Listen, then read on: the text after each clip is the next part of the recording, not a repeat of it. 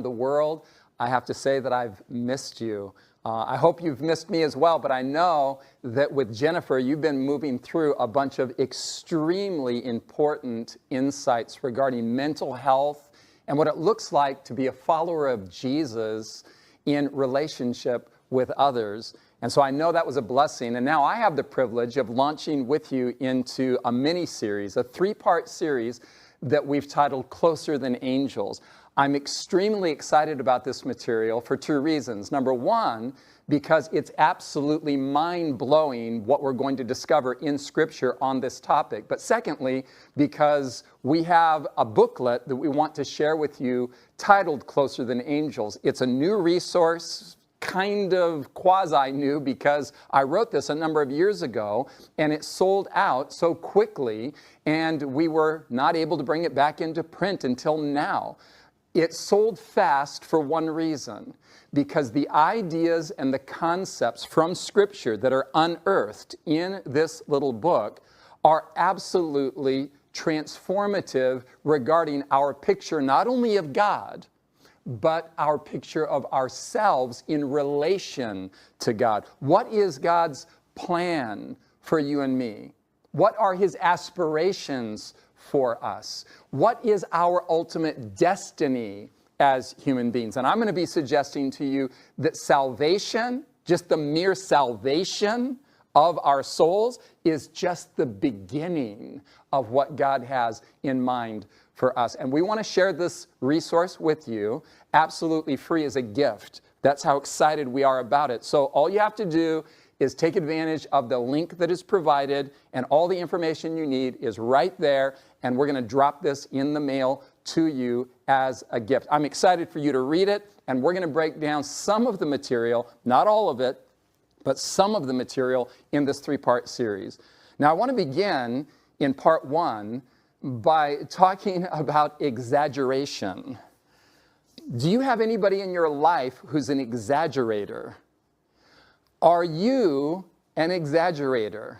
I will admit to occasionally exaggerating. Sometimes I'll say things with a level of excitement that is over the top, and somebody will pull me in a little bit and say, wait a minute, are you serious? It's not like, and I'll say, well, yeah, I guess it's not as wonderful. That kimchi grilled cheese sandwich that I made isn't as wonderful as I've made it out to be, but it was pretty good.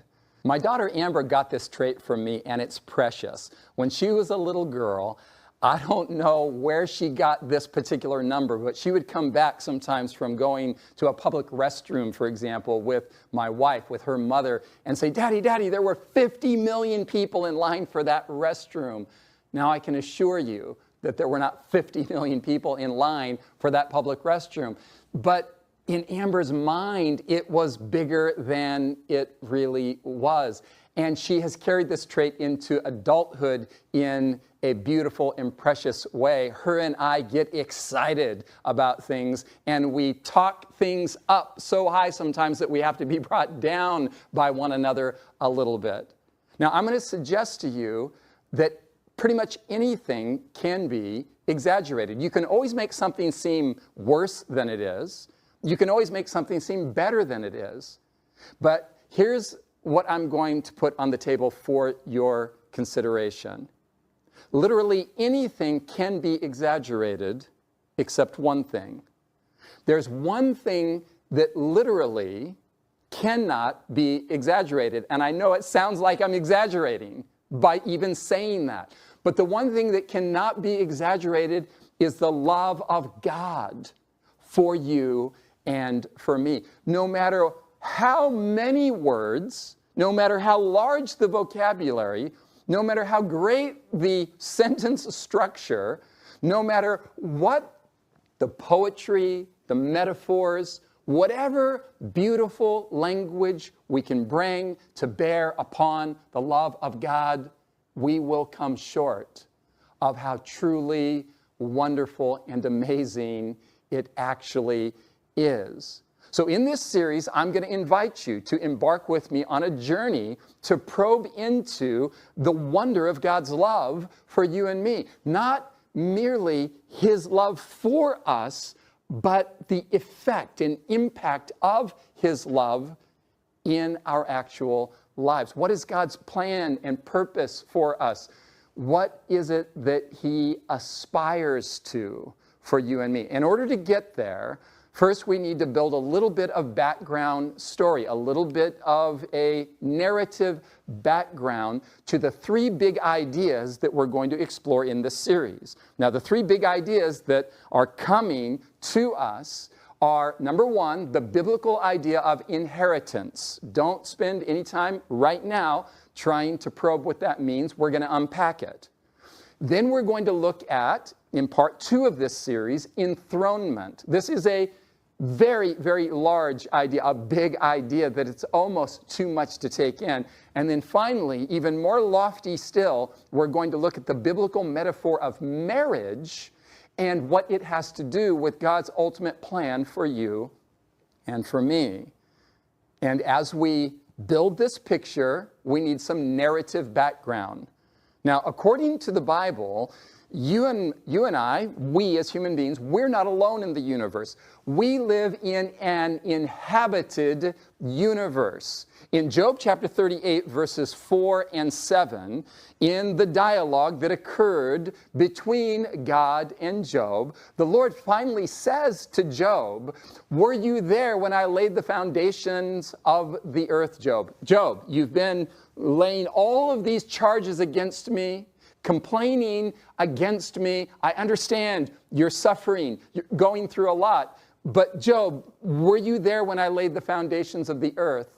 And then in verse 7, God describes something interesting. "When the morning stars sang together and all the sons of God shouted for joy." What we have here is what we might call a chronology of creation. That is to say, in the text, we see that when God creates planet Earth and the human race, there were witnesses to the event. Witnesses in two categories: the sons of God and the stars of God that shouted for joy. They sang at the creation of planet Earth and the human race. So if these individuals, let's call them, are witnessing the creation of our world and of the human race, that means that they predate the human race in existence. That is to say, God had already made them, because there they are, like spectators, if you will, in the bleachers of the universe, watching God create the human race and planet Earth. Now, who are these sons of God and stars of God? Well, first of all, the sons of God. We know who they are because earlier in the same book of the Bible, the book of Job, chapter 1, verse 6, we have this very interesting usage of the term sons of God. Now, there was a day when the sons of God came to present themselves before the Lord, and Satan came also among them. Notice what's happening in the text. There's a day when the sons of God come to present themselves before the Lord, and Satan came among them. And then verse 7, "And the Lord said to Satan, 'From where do you come?' So Satan answered the Lord and said, 'From going to and fro on the earth and walking back and forth on it.'" I want you to notice in the passage that there are some key features. Number one, we notice that the sons of God, they convene in meetings before the Lord. Number two, when they convene in meetings before the Lord, it says they came to the meeting. That is, they came from other locations in the universe. And then notice that Satan, it says, came to one of these meetings. The devil himself just shows up in this heavenly conclave, in this heavenly parliamentary session, where the sons of God have come before the Lord, and Satan shows up. And God asks Satan, "From where do you come?" It's a point of origin question. You're here representing what part of my vast universe?